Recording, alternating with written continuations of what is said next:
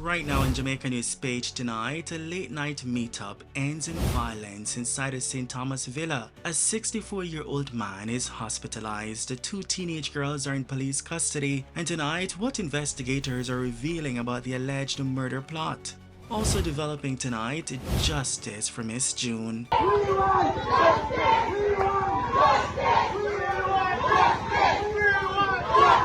Residents march for answers as police announce a new arrest in the investigation into the killing of 64-year-old Hyacinth Miss June Johnson.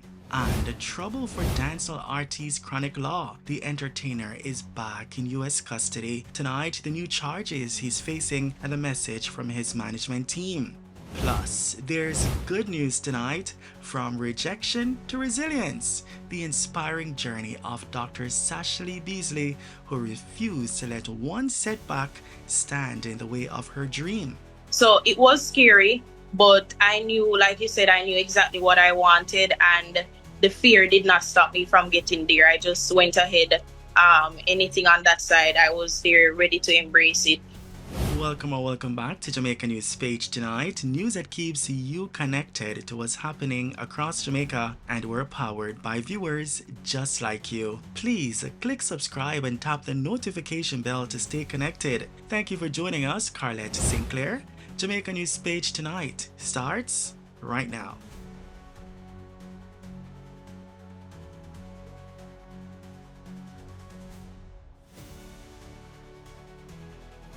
We begin tonight with developing news from St. Catherine, where police are investigating the brutal killing of an 80-year-old man whose partially decomposed body was discovered inside his home in Nays Grove, Kitson Town. The man has been identified as Lascelles Carr. Investigators say Carr was last seen alive in the community around 5:30 p.m. on Friday, July 3.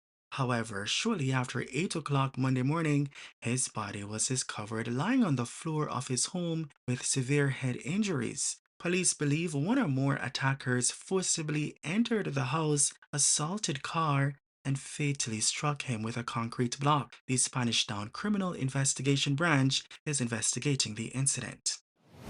Also developing tonight in Clarendon, police say another person is now in custody as investigators continue to probe the killing of 64-year-old Hyacinth Rose Johnson, otherwise known as Miss June, of Union District in Grantham near Frankfield. The latest development comes as dozens of residents marched through the community on Monday dressed in red and black and demanding justice for the woman whose killing has shaken the once quiet farming district. Justice for June! We want justice! We want justice! Miss June's body was discovered behind her home last Wednesday morning, July 1, with stab wounds after residents became concerned when she failed to attend her regular prayer meeting. One of the members said to me, "Pastor, we don't see June this morning." I said, maybe June is taking my advice because she had a major operation the other day.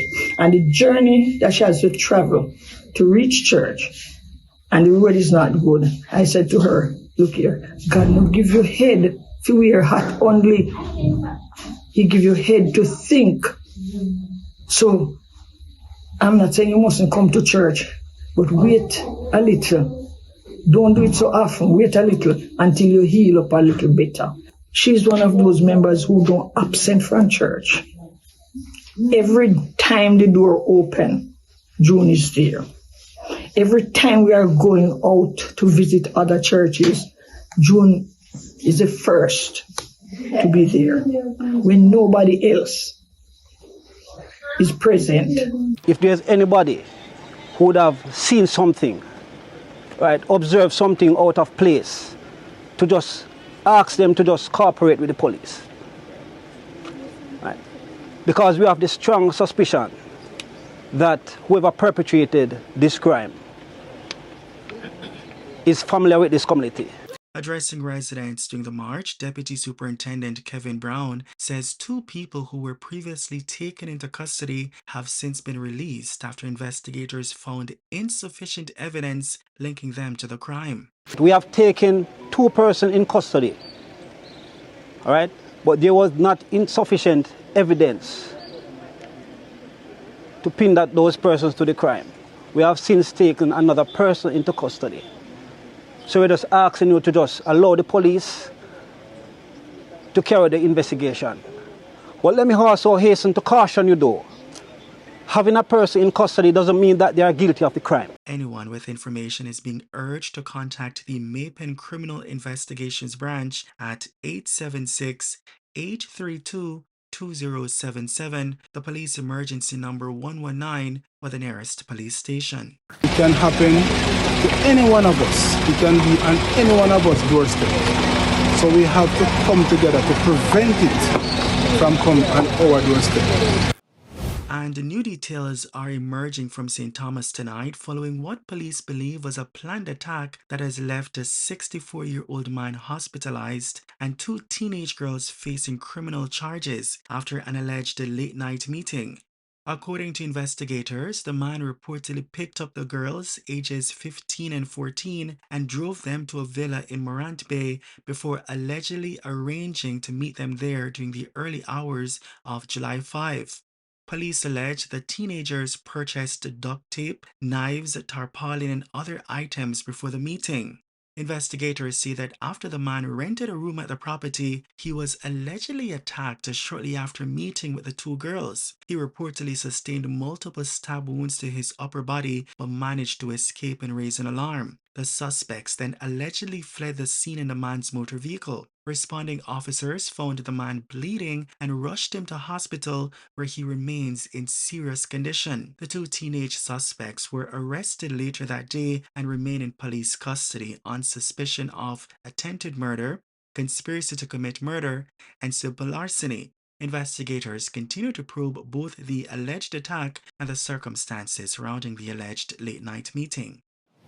In other news tonight, dancehall artist Chronic Law, whose given name is Akeem Campbell, is in police custody in the United States. According to Broward County Jail records, Campbell was booked in South Florida on July 5 on an allegation of possession of a firearm by a prohibited person. His manager, Alexandre Bashi Jones, confirms the detention and urges the public to remain patient while the legal process unfolds. Jones says the entertainer's legal team is actively handling the matter and asks fans and members of the media to avoid speculation while the case proceeds through the courts. Jail records also indicate that Campbell is being held on a U.S. Marshal's hold, meaning federal authorities have requested that he remain in custody pending further legal proceedings. As of news time, no bond has been set. This marks the second time this year since Chronic Law has been detained in the United States.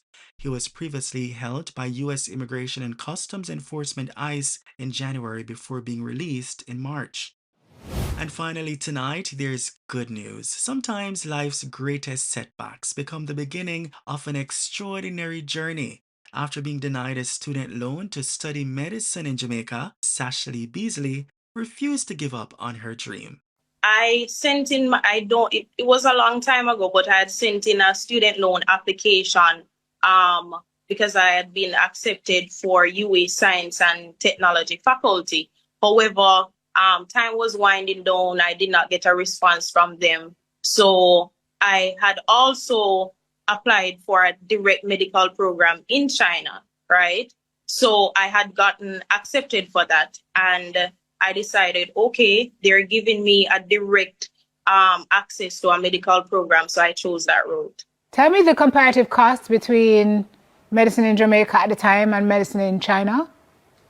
I think at that time, let's say it was almost 2 million per year. I think, if I'm remembering correctly, it was almost 2 million per year to study medicine at UA, while China was offering it for around 700,000. Wow. 7,000 Jamaican dollars at that time, if I'm remembering the numbers correctly then. Mm-hmm. So tell me. It was a significant difference. Yeah, quite so. So tell me about the road to China now, getting there, and then we'll talk about being there. Okay. So how I ended up there was, my story was made public in 2016, right? And then I got some sponsorship, and I'm really extremely grateful for that. And I will never forget that. And then I took a flight and I went to China. It was actually my first time, first ever time leaving Jamaica. Wow. And very first time taking a plane, very first time having a passport, very first time having a visa. So it was scary, but I knew, like you said, I knew exactly what I wanted, and the fear did not stop me from getting there. I just went ahead. Anything on that side, I was there ready to embrace it. So China, it was a bit, I would say challenging at first, like, the first couple weeks, because obviously you miss family, it's a new environment. But I don't think, in my opinion, it took a very short time for me to adapt. I was very immersed in the culture, eating their food, sitting at their dinner tables, learning their language.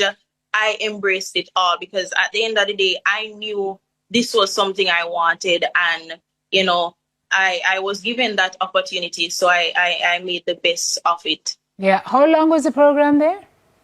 It was 6 years. Okay. And so you lived with a family there, or you lived on campus? How did that work? I lived on campus. So there were quite a few Jamaicans there at that time.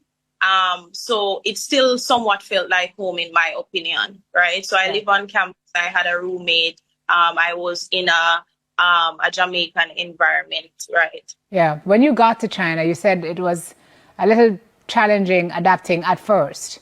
Was there any point where you were like, actually, what have I done? I want to go home. Never.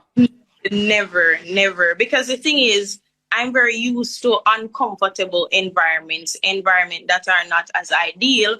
So I'm not someone to back out at the first minute that I start feeling uncomfortable. Can I probe that a little bit? When you say you're used to uncomfortable environments, talk me through that.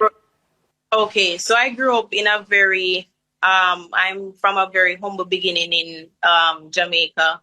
The house we were living in, it wasn't the best, right? The conditions, we didn't have running water. We'd have to, go at the bottom of the hill, bring the water up the hill. So there are a lot of things that made the environment a bit uncomfortable, but I was not ever fazed by it. I knew what I wanted, and my environment wasn't going to stop me from getting there.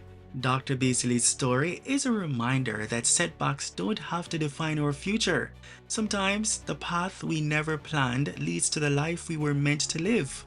Congratulations, Dr. Beasley, and thank you for your inspiration. And that's the news on Jamaica News Page tonight, news that keeps you connected to what's happening across Jamaica, and we're powered by viewers just like you. Please leave a comment so we can welcome you with a shout out. Thank you for joining us, Carlette Sinclair, and also thank you for watching Jamaica News Page tonight. We'll see you in the comments, and be sure to like, share, and join us again for more news. From all of us here, good night.